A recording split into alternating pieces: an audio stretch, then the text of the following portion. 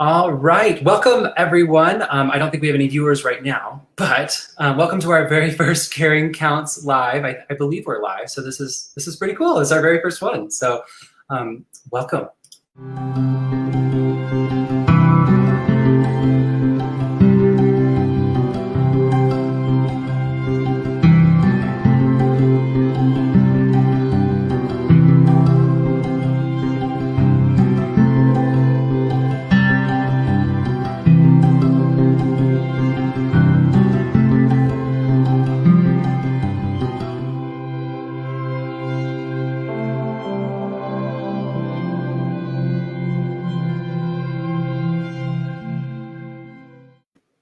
So you might be thinking to yourself, what is Caring Counts? What does that even mean, right? Well, Caring Counts is an event that Applewood Our House put on about a year ago now when we could do kind of in-person events. And it was all about sharing experiences within memory care. And we got to hear from some amazing people.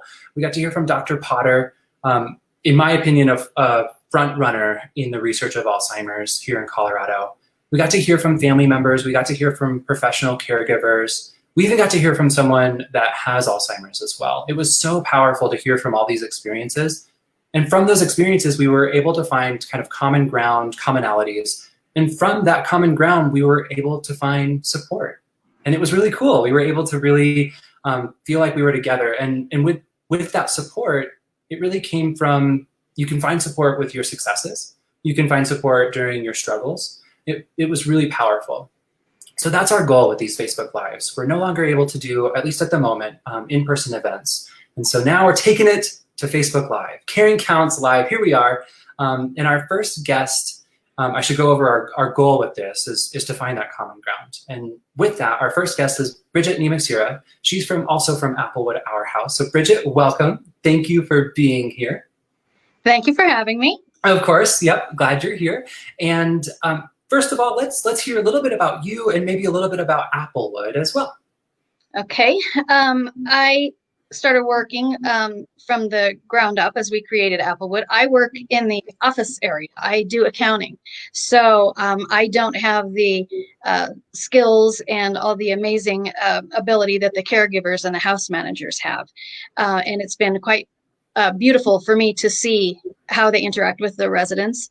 And it's been quite an adventure, one that I never would have guessed, but it's quite interesting to see.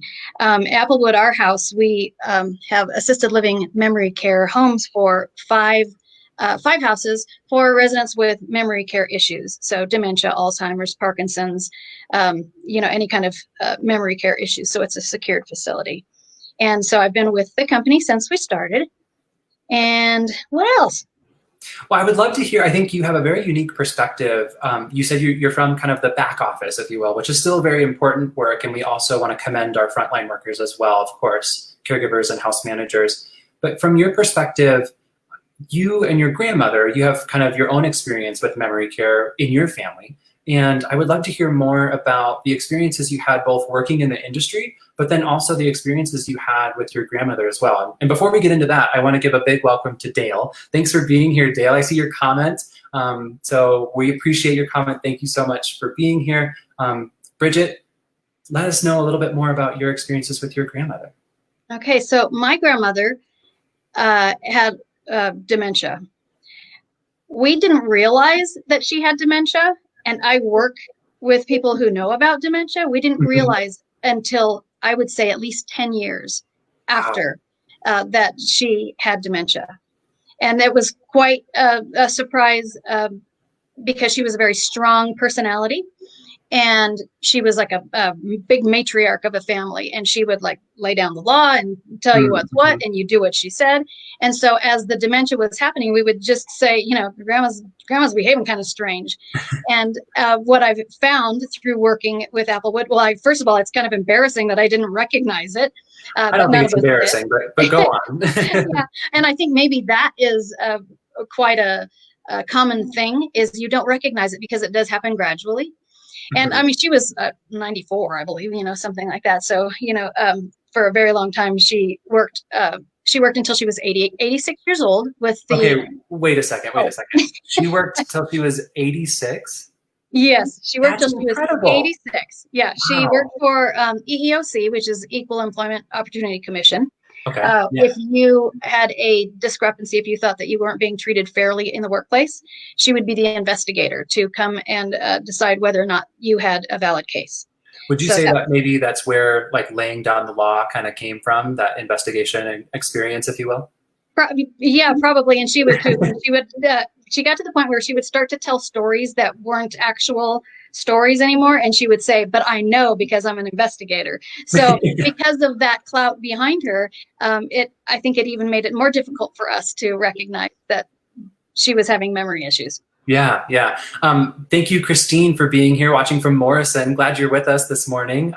We just got another comment from Malou. So many people don't know or see dementia until it is very far along. I think that's true, and that is a perfect segue into my next question for you, Bridget.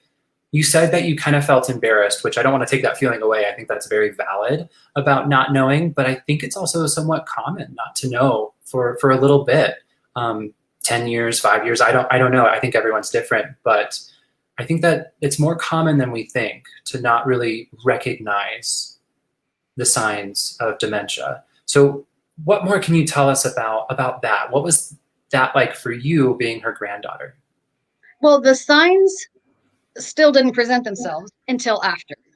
And then I would talk to our administrator, Sherry Bonham, and the things that she said were so common for people. Things like paranoia. She would say she lived in a condominium, and she would say that people were coming in through the ceiling. And, we would just kind of go, come on, Grandma. But we didn't recognize that she was actually thinking that was true. We thought she was just kind of playing with us. Yeah, that was real for her. Yeah, it was real for her. So that a little bit of paranoia, just making up stories that weren't true. And as time got on, the stories started getting a little bit, I would say, on the meaner side. And so, it just didn't seem quite right.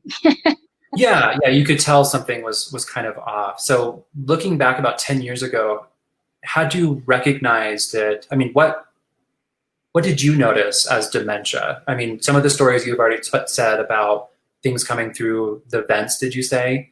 The ceiling, the holes in the ceiling. Right, of things course. that can move, yeah. Were there any other signs that, knowing what you know now today, that you were like, oh, that was maybe a sign? It would be those types of things. She accused someone of coming into her house, breaking into her house, and baking cookies. Just kind of unusual things like that. But honestly, it just seemed like she was being funny. It didn't seem like that was what she was actually experiencing. Right. Yeah. And for that, I mean, what was the hardest part for you and your family going kind of through this process, this journey, if you will? Well, I think we didn't realize that she had Alzheimer's until she had done some injury to her knee, and she had to go to the hospital, and the doctor wouldn't release her.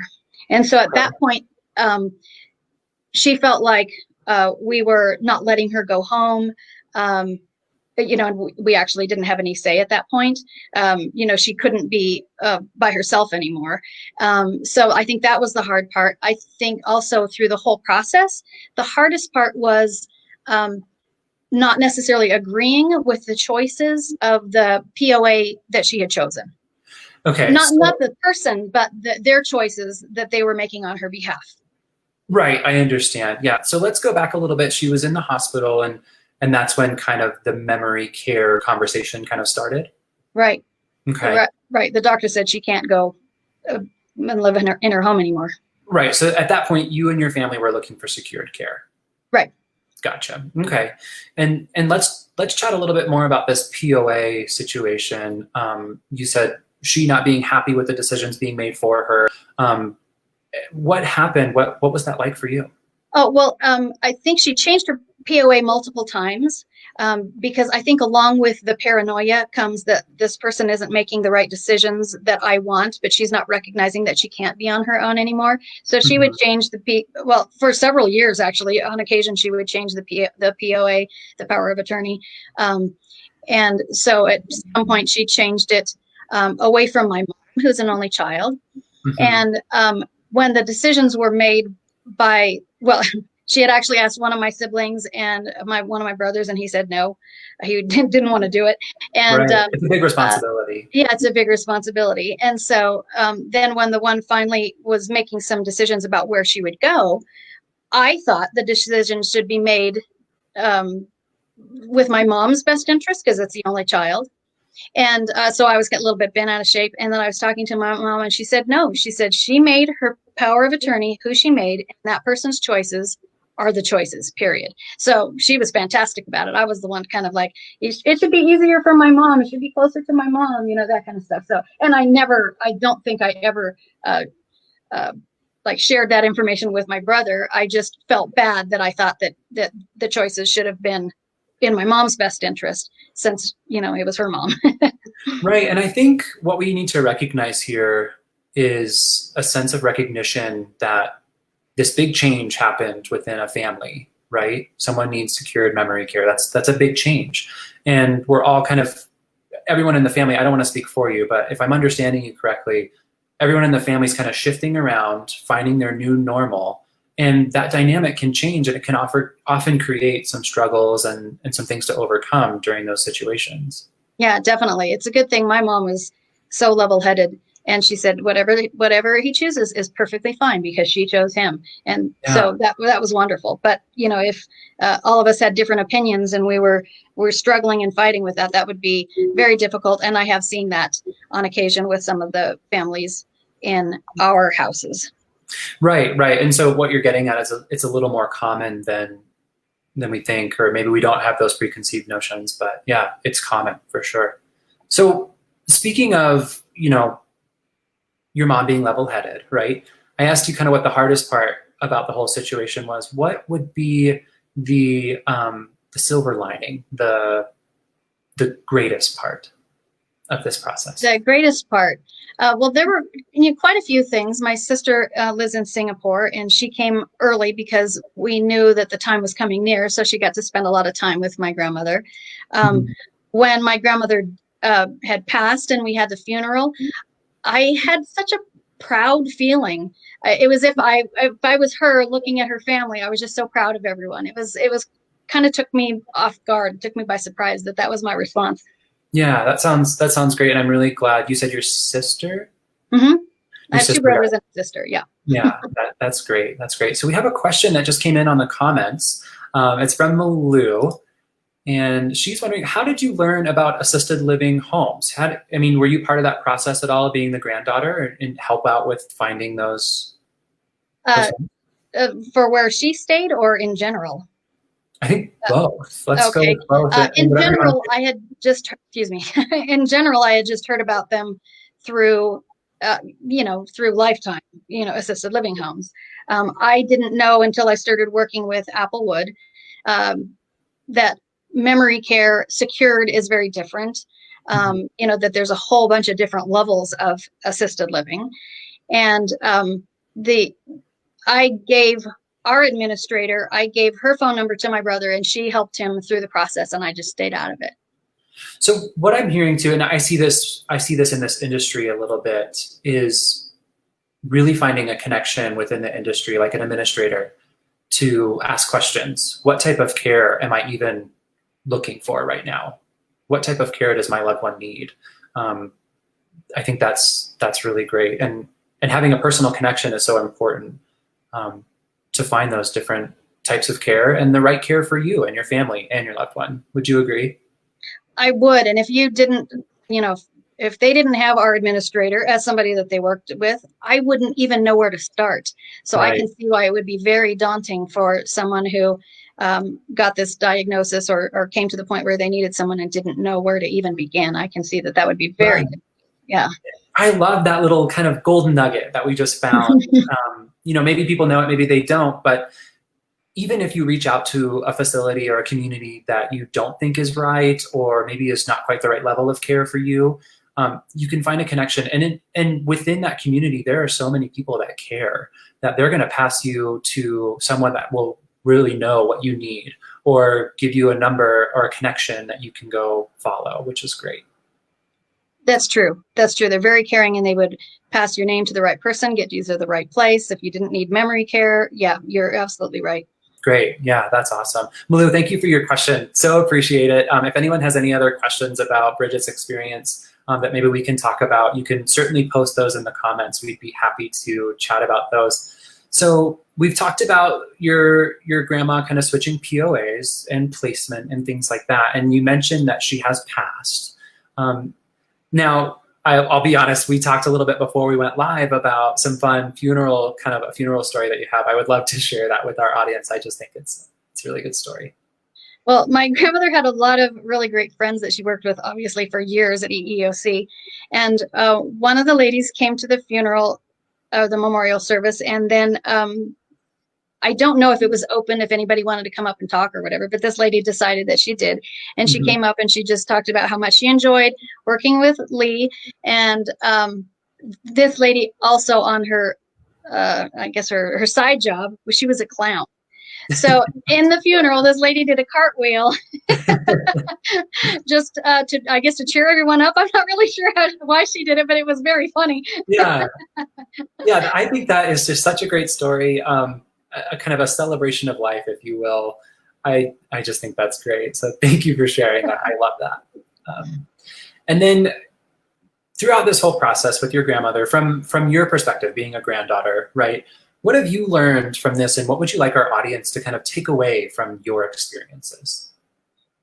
Probably what we already talked about is, although to you it is so unknown and so unfamiliar, the people in the industry, the people who have gone through it, the situations can be so very similar that you feel like it's all brand new to you. But if you can just reach out to someone that has experience in the industry, or an administrator, or a friend or family who has experienced it, you'll see that there's a lot of similarities. So it feels very daunting, but there are plenty of people out there that are happy to help guide you.